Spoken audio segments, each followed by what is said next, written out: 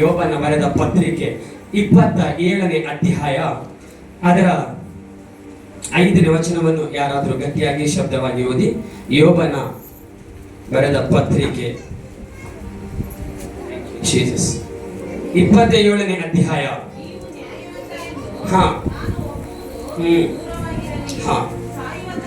ಸಾಯುವ ತನಕ ನನ್ನ ಯಥಾರ್ಥದ ಹೆಸರನ್ನು ಕಳಕೊಳ್ಳೆನು, ನನ್ನ ನೀತಿಯನ್ನು ಎಂದಿಗೂ ಬಿಡದೆ ಭದ್ರವಾಗಿ ಹಿಡಿದುಕೊಳ್ಳುವೆನು. ನನ್ನ ಜೀವಮಾನದ ಯಾವ ದಿನಚರ್ಯದಲ್ಲಿಯೂ ಮನಸಾಕ್ಷಿಯು ತಪ್ಪು ತೋರಿಸುವುದಿಲ್ಲ ಎಂಬುದಾಗಿ ವಾಕ್ಯದಲ್ಲಿ ಬರೆಯಲ್ಪಟ್ಟಿದೆ. ಹಲ್ಲೆಲೂಯಾ, ಹಲ್ಲೆಲೂಯಾ, ಶಬ್ದವಾಗಿ ಹಲ್ಲೆಲೂಯಾ. ನಿದ್ರೆ ಮಾಡೋರು ಹಲ್ಲೆಲೂಯಾ. Very good. ಬಹಳಷ್ಟು ಜನ ನಿದ್ರೆ ಮಾಡ್ತಾ ಇದ್ದಾರೆ, ಎಚ್ಚರವಾಗಿರಿ.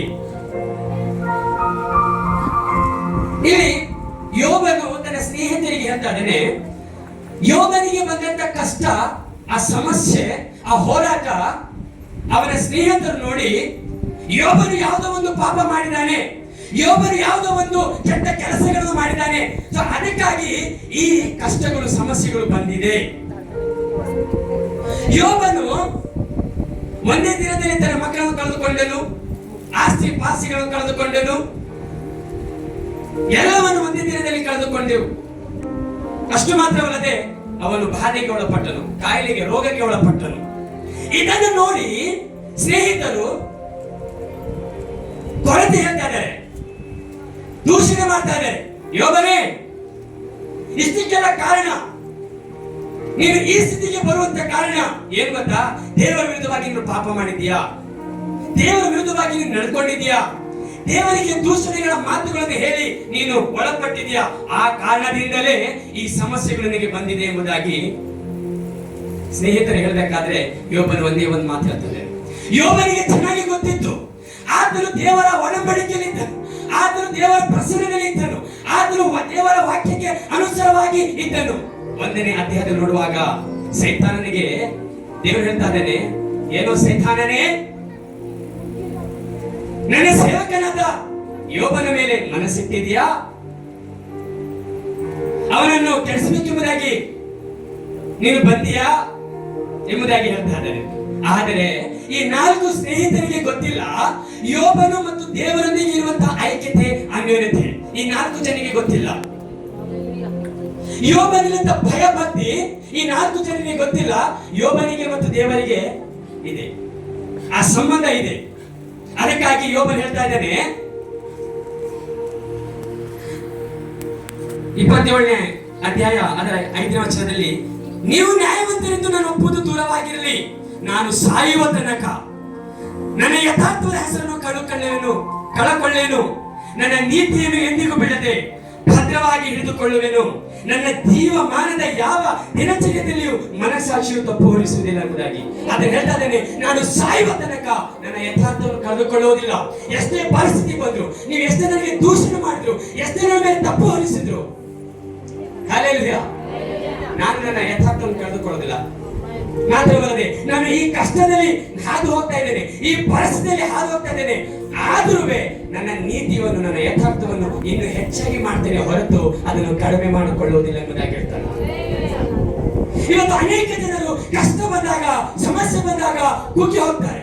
ರೋಗ ಬಂದಾಗ, ಕಾಯಿಲೆ ಬಂದಾಗ, ಏನೋ ಒಂದು ವ್ಯಾಪಾರದಲ್ಲಿ ನಷ್ಟವಾದಾಗ ದೇವರ ಮೇಲೆ ಇರುವಂತಹ ಪ್ರೀತಿಯನ್ನು ಕಡಿಮೆ ಮಾಡಿಕೊಳ್ತಾರೆ. ಹಲ್ಲೆಲೂಯಾ. ದೇವರ ಮೇಲೆ ಬರೀ ಆಶೀರ್ವಾದ ಕೊಟ್ಟೇನೆ ಯೇಸು ಅಂತ ಹೇಳ್ತಾರೆ. ಏನಾದ್ರೂ ಕಷ್ಟ ಬಂದ್ರೆ ಅಯ್ಯೋ ಏನಪ್ಪ ಬಿಡಿ, ದೇವರು ಇಲ್ಲ, ದೇವನು ಇಲ್ಲ. ಆದರೆ ಇಲ್ಲಿ ವಚನ ಶ್ರೇಷ್ಠವಾಗಿ ಬರೆಯಲ್ಪಟ್ಟಿದೆ. ನಾವು ಯಾವ ಸಿಚುವೇಶನ್ ಅಲ್ಲಿ ಇದ್ದೇವೆ, ಏನೇ ಬರಲಿ ಸ್ವಾಮಿ, ನೀನು ಕೊಟ್ಟಂತೆ ಯಥಾರ್ಥವನ್ನು, ನೀನು ಕೊಟ್ಟಂತೆ ರಕ್ಷಣೆಯನ್ನು, ನೀನು ಕೊಟ್ಟಂತೆ ಅಭಿಷೇಕವನ್ನು, ನೀನು ಕೊಟ್ಟಂತ ಈ ದೇವರ ಆತ್ಮವನ್ನು ನಾನು ಯಾವುದೇ ಕಾರಣಕ್ಕೂ ಕಳೆದುಕೊಳ್ಳುವುದಿಲ್ಲ ಸ್ವಾಮಿ, ನಿನಗಾಗಿ ಜೀವಿಸ್ತೇನೆ.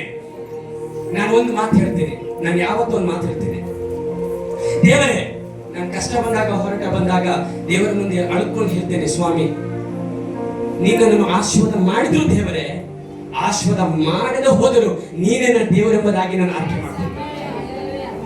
ಕಾರಣ ಏನು? ಒಂದಿನ ನಾನು ಹೀಗೆ ಪ್ರಾರ್ಥನೆ ಮಾಡ್ತಿದ್ದೆ, ದೇವರೇ ಅವ್ರ ಜೀವಿತದಲ್ಲಿ ಅದ್ಭುತ ಮಾಡ್ತೀಯಾ, ಇವ್ರ ಜೀವಿತದಲ್ಲಿ ಅದ್ಭುತ ಮಾಡ್ತೀಯಾ, ಅವ್ರು ಎಷ್ಟು ಚೆನ್ನಾಗಿ ಸಾಕ್ಷಿ ಇರ್ತಾರೆ, ನೀನು ಮಾಡಿದ ಅದ್ಭುತಗಳನ್ನು, ನೀನು ಮಾಡಿದ ಮಹತ್ಕಾರ್ಯಗಳನ್ನು ಅವರ ಜೀವಿತದಲ್ಲಿ ನೀನು ಮಾಡ್ತಾ ಇದ್ದೀಯಾ, ಅದಕ್ಕೆ ಅವರು ಸಾಕ್ಷಿ ಹೇಳ್ತಾ ಇದ್ದಾರೆ. ಸ್ವಾಮಿ, ನನ್ನ ಜೀವಿತದಲ್ಲಿ ನನಗೂ ಒಂದು ಅದ್ಭುತ ಮಾಡಪ್ಪ. ಆರಂಭ ಕಾಲದಲ್ಲಿ ಹೇಳ್ತಾ ಇದ್ದೆ, ನಾನು ಸಾಕ್ಷಿ ಹೇಳಬೇಕು, ನನ್ನ ಜೀವಿತದಲ್ಲಿ ಅದ್ಭುತ ಮಾಡುವುದಾಗಿ ಹೇಳ್ತಾರೆ. ಆಗ ದೇವರು ಒಂದಿನ 2 ದಿನ ಹಾಗೆ ಪ್ರೇಯರ್ ಮಾಡಿದೆ. ಆಗ ಪ್ರಾರ್ಥನೆಯಲ್ಲಿ ಇರುವಾಗ ದೇವರು ಒಂದೇ ಒಂದು ನಾನು ಮಾತಿದ್ದು ಶಬ್ದದಲ್ಲಿ, ಮಗನೇ, ಅದ್ಭುತ ಅದ್ಭುತ ನೋಡ್ಬೇಕೆಂಬುದಾಗಿ ಆಸೆ ಪಡ್ತಾ ಇದೆಯಲ್ಲ, ನಾನು ನಿನಗಾಗಿ ದೊಡ್ಡ ಅದ್ಭುತ ಮಾಡಿ ಮುಗಿಸಿದ್ದೇನೆ.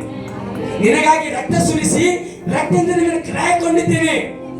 ಇದಕ್ಕಿಂತ ಅದ್ಭುತ ಬೇಕಾ? ಇಷ್ಟೆಲ್ಲ ಮಾಡಿದ್ದೀನಿ, ನಿನ್ನ ಜೀವಿತದಲ್ಲಿ ಅದ್ಭುತ ಮಾಡೋದಿಲ್ವಾ ಅಂತ ಹೇಳ್ತಿದ್ದೆ. ಅದ್ಭುತಕ್ಕಾಗಿ ನಾವು ಬರ್ತೇವೆ ಸಭೆಗೆ, ಆಶೀರ್ವಾದಕ್ಕಾಗಿ ಮಾತ್ರ ಬರ್ತೇವೆ, ಬಿಡುಗಡೆಗಾಗಿ ಮಾತ್ರ ಬರ್ತೇವೆ. ಹಲ್ಲೆಲೂಯಾ. ಬೈಬಲ್ ಹೇಳುತ್ತೆ, ಮಗನನ್ನು ಕೊಟ್ಟಿದ ಮೇಲೆ ಸಮಸ್ತವನ್ನು ಕೊಡದೇ ಇರುವನೇ. Hallelujah, hallelujah. ಇದು ಯೋಬನಿಗೆ ಚೆನ್ನಾಗಿ ಗೊತ್ತೇ ಇತ್ತು. ನಾನು ನನ್ನ ದೇವರಲ್ಲಿ ಸರಿಯಾಗಿ ನಡೆದುಕೊಂಡಿದ್ದೇನೆ, ನನ್ನ ದೇವರ ವಿರುದ್ಧವಾಗಿ ಯಾವ ತಪ್ಪು ಮಾಡಿಲ್ಲ. ನನಗೆ ಚೆನ್ನಾಗಿ ಗೊತ್ತು ನನ್ನ ದೇವರೊಂದಿಗಿರುವಂತಹ ಐಕ್ಯತೆ. ಯಾರು ಬೇಕಾದ್ರೆ ಹೇಳಲಿ, ನನ್ನ ಯಥಾರ್ಥವನ್ನು ಕಳೆದುಕೊಳ್ಳುವುದಿಲ್ಲ. ಅದಕ್ಕೆ ದೇವರು 42ನೇ ಅಧ್ಯಾಯದಲ್ಲಿ ಬರೆಯಲ್ಪಟ್ಟಿದೆ, ಕಳೆದದ್ದು 1, ದೇವರು ಕೊಟ್ಟದ್ದು 2 ದೇವರು ಕೊಟ್ಟು ಅದನ್ನು ಆಶೀರ್ವದಿಸಿದರು. ಯಾವಾಗ ನಾವು ಪರಿಶುದ್ಧಕ್ಕೆ ಹೆಚ್ಚು ನಾವು ಗಮನ ಕೊಡ್ತೇವೋ, ದೇವರಲ್ಲಿ ಬೆಳೆಯುವುದಕ್ಕಾಗಿ ಹೆಚ್ಚು ಗಮನ ಕೊಡ್ತೇವೋ, ನಾವು ದೇವರ ವಾಕ್ಯದಲ್ಲಿ ಬೆಳೆಯುವುದಕ್ಕಾಗಿ ಹೆಚ್ಚು ಗಮನ ಕೊಡ್ತೇವೋ, ಪ್ರಾರ್ಥನೆಯಲ್ಲಿ ಹೆಚ್ಚು ಸಮಯನ ಕಳೀತೇವೋ, ವಾಕ್ಯ ಓದುವುದರಲ್ಲಿ ಸರಿಯಾಗಿ ನಾವು ಸಮಯನ ಕಳೀತೇವೋ, ಆಗ ದೇವರು ಆಟೋಮೆಟಿಕ್ ಆಗಿ ಆತನನ್ನು ದೇವರು ಉದ್ಧರಿಸುವಂತ ದೇವರಾಗಿದ್ದಾರೆ. ನೀನು ಆಶೀರ್ವಾದ ಹುಡುಕಬೇಕಾಗದ ಅವಶ್ಯಕತೆ ಇಲ್ಲ ಸರ್. ಅದಕ್ಕೆ ಬೈಬಲ್ ಹೇಳುತ್ತೆ, ನಿನ್ನ ಧರ್ಮಶಾಸ್ತ್ರವನ್ನು ಹಗಲು ಇರುಳು ಧ್ಯಾನಿಸುತ್ತಿರುವನು ಅವನೇ ಎಷ್ಟು ಧನ್ಯನೆಂಬುದಾಗಿ. ನಾವು ಸರಿಯಾಗಿ ಮುಂಜಾನೆ ವೇಳೆ ಪ್ರಾರ್ಥನೆ ಮಾಡ್ತೇವಾ? ವಾಕ್ಯವನ್ನು ಧ್ಯಾನಿಸ್ತೇವಾ? ಭಾನುವಾರ ಒಂದ್ ದಿವಸ ಸೇವಕರ ಪ್ರಸಂಗ ಮಾಡಿದ್ರೆ ಅದನ್ನೇ ಕೇಳ್ತೇವೆ, ಅದನ್ನ ಕೇಳ್ಬಿಟ್ಟು ಹೊರಗಡೆ ಹೊಂಡೋಗ್ತೇವೆ. ಮತ್ತೆ ಆ ವಾಕ್ಯ ನಮ್ಮ ನೆನಪಲ್ಲಿ ಇರುತ್ತೋ ಇಲ್ವೋ ದೇವರಿಗೆ ಗೊತ್ತು. Hallelujah, hallelujah.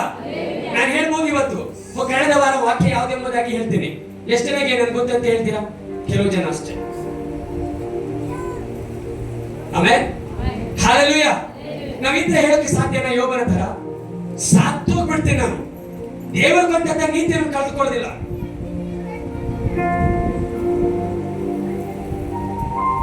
ಪರವಾಗಿಲ್ಲ, ದೇವರಿಗೆ ಆಶೀರ್ವಾದ ಮಾಡದೇ ಇದ್ರೂ ಪರವಾಗಿಲ್ಲ, ನನ್ನ ಯಥಾರ್ಥವನ್ನು ಕಳೆದುಕೊಳ್ಳೋದಿಲ್ಲ. ಇದು ಆತ್ಮಿಕ ಮನುಷ್ಯನಿಗೆ ಮಾತ್ರ ಈ ಸೀಕ್ರೆಟ್ ಗೊತ್ತಿರುತ್ತೆ, ಬೇರೆ ಯಾರು ಗೊತ್ತಿರಲ್ಲ.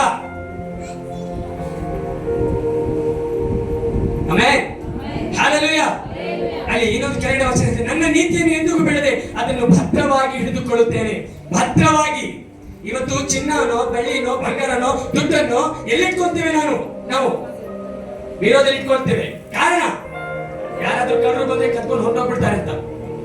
ಅದಕ್ಕೆ ವಾಕ್ಯ ಬರೆಯಲ್ಪಟ್ಟಿದೆ, ಜೇನಿಗಿಂತಲೂ, ಚಿನ್ನ ಬೆಳ್ಳಿ ವಜ್ರಕ್ಕಿಂತಲೂ ವಾಕ್ಯವು ಶ್ರೇಷ್ಠ ಎಂಬುದಾಗಿ. ವಾಕ್ಯನು ಒಂದು ವಾರಕ್ಕೆ ಬಂದು ಆರಾಧನೆ ಮುಗಿಸಿ ಮನೆಗೆ ಹೊಂದೋಗ್ಬಿಡ್ತೇವೆ, ಯಾವುದೋ ಒಂದು ಮೂಲೆಗೆ ಬಿಸಾಕ್ಬಿಡ್ತೇವೆ ಸತ್ಯವೇದನ. ಅದನ್ನ ತಿರುಗಿ ತಗೋಬರ್ಬೇಕಾದ್ರೆ ಅದೇ ಭಾನುವಾರ ಬರಬೇಕು. ಹಲ್ಲೆಲೂಯಾ. ಆ ರೀತಿ ನಾವು ಜೀವಿಸ್ತೇವೆ. ಮತ್ತೆ ಹೇಗೆ ದೇವರು ಆಶೀರ್ವಾದ ಮಾಡಬೇಕು? ಹೇಗೆ ದೇವರು ಬಿಡುಗಡೆ ಕೊಡಬೇಕು? ಹೇಗೆ ನಿನ್ನ ಕುಟುಂಬದಲ್ಲಿ ಸಮಾಧಾನ ಕೊಡಬೇಕು? ಹೇಗೆ ನಿನಗೆ ಆರೋಗ್ಯ ಕೊಡಬೇಕು? ಅವನವನ ನಡತೆಗೆ ತಕ್ಕ ಪ್ರತಿಫಲವನ್ನು ಕೊಡುವಂತ ದೇವರು. ಹಲ್ಲೆಲೂಯಾ. ನೀನು ಕೊಟ್ಟಂತ ಈ ರಕ್ಷಣೆಯನ್ನು ಸ್ವಾಮಿ ಭದ್ರವಾಗಿ ಇಟ್ಕೊಳ್ತೇನೆ, ಅದನ್ನು ಬಿಡೋದಿಲ್ಲ. ಇವತ್ತು ನಮ್ಮ ಅಭಿಷೇಕವನ್ನು ಕಾದುಕೊಂಡಿದ್ದೇವಾ? ದೇವರ ವಾಕ್ಯ ವಚನವನ್ನು ನಮ್ಮ ಹೃದಯದಲ್ಲಿ ಇಟ್ಟುಕೊಂಡಿದ್ದೇವಾ? ಯಾವುದೋ ಒಂದು ವರ್ಷದಲ್ಲಿ ನಡೆದ ಕಥೆ ಕಾರ್ಯಗಳನ್ನು ನೆನಪಲ್ಲಿ ಇಟ್ಕೊಳ್ತೇವೆ, ವಾಕ್ಯವನ್ನು ನೆನಪಲ್ಲಿ ಇಟ್ಕೊಳ್ಳೋದಿಲ್ಲ. ಹಲ್ಲೆಲೂಯಾ. ಕ್ರಮ ಬೇಕು ಸಭೆ. ನೀನು ತಣ್ಣುಗಾಲ ಬೆಚ್ಚಗಿಲ್ಲ, ಉಗುರು ಬೆಚ್ಚಗಿರುವುದಕ್ಕಾಗಿ ಕಾರು ಬಿಡ್ತೇವೆ ಎಂಬುದಾಗಿ ದೇವರ ವಾಕ್ಯ ಬರೆಯಲ್ಪಟ್ಟಿದೆ. ನಾವು ಯಾವ ರೀತಿ ಬರೀತಾ ಇದ್ದೇವೆ ಪ್ರೀತಿಯ ಸಹೋದರ ಸಹೋದರಿ? ಎಚ್ಚರವಾಗಿರಿ, ಕಳ್ಳರು ಬರುವಂತೆ ಬರ್ತೇನೆ ಎಂಬುದಾಗಿ ಯೇಸು ಹೇಳಿದ್ದಾರೆ. ರಕ್ಷಣೆಯನ್ನು ಕಾಪಾಡ್ಕೊಳ್ಬೇಕು. ಬುದ್ಧಿಹೀನ ಸ್ತ್ರೀ, 5 ಬುದ್ಧಿಹೀನ ಸ್ತ್ರೀ, 5 ಬುದ್ಧಿವಂತ ಸ್ತ್ರೀ. ದೀಪವನ್ನು ಸರಿಯಾಗಿ ಇಟ್ಕೊಂಡ್ರು 5 ಜನ. ಇನ್ನು ಕೆಲವರು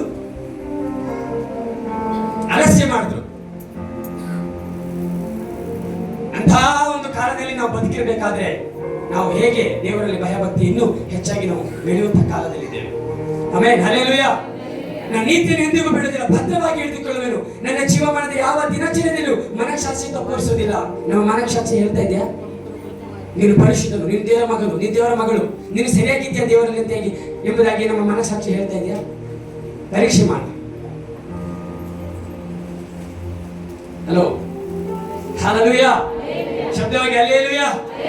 ಯೋಬನು ಧೈರ್ಯವಾಗಿ ಹೇಳ್ತಾ ಇದ್ದಾರೆ, ಧೈರ್ಯವಾಗಿ ಯೋಬನು ಹೇಳ್ತಾ ಇದ್ದಾರೆ, ನನ್ನ ಯಾವ ದಿನಚರ್ಯದಲ್ಲಿಯೂ ನನ್ನ ಮನಃಸಾಕ್ಷಿ ನನ್ನನ್ನು ತಪ್ಪು ಹೊರಿಸಿ, ನೀನು ತಪ್ಪು, ನೀನು ಪಾಪಿ, ನೀನು ಇಂಥ ಕಾರ್ಯ ಮಾಡಿದೆ ಎಂಬುದಾಗಿ ಹೇಳೋದಿಲ್ಲ ಎಂಬುದಾಗಿ ಬೈಬಲ್ ಬರೆದಿದೆ. ಯೋಬನು ಹೇಳ್ತಾ ಇದ್ದಾನೆ. ಹಲ್ಲೆಲೂಯಾ. ಶದ್ರಕ್ ಮೇಷಕ್ ಅಬೇದ್ನೆಗೋ ಅನ್ಯ ದೇಶದಲ್ಲಿ ಸರಿಯಾಗಿ ಹೋದ್ರು. ಅಲ್ಲಿ ತನ್ನ ಸೇವೆಗೋಸ್ಕರ ಆ 3 ಜನ ಆಯ್ಕೆ ಮಾಡುವಾಗ, 4 ಜನ ಆಯ್ಕೆ ಮಾಡುವಾಗ ಅಲ್ಲಿ ರಾಜನ ಬಂದು ಹೇಳ್ತಾ ಇದ್ದಾನೆ, ಈ ಆಹಾರವನ್ನು ಕೊಟ್ಟು ಅವರನ್ನು ತಿನ್ನಿಸಿ ಸರಿಯಾಗಿ ಪುಷ್ಟಿವಂತರಾಗಿ ಮಾಡಿ ಅವರ ಸೇವೆಗೆ ಈ ರಾಜ್ಯದಲ್ಲಿ ಪಟ್ಟಣದಲ್ಲಿ ಅವ್ರು ಇರ್ಬೇಕೆಂಬುದಾಗಿ ಹೇಳುವಾಗ ಕಂಚಿಗೆ ಬೇಡ ಹೇಳ್ತಾನೆ. ಶದ್ರಕ್ ಮೇಷಕ್ ಅಬೇದ್ನೆಗೋ ಬಂದು ಹೇಳ್ತಾರೆ, ಈ ಆಹಾರವನ್ನು ತಿನ್ನಿ ಎಂಬುದಾಗಿ.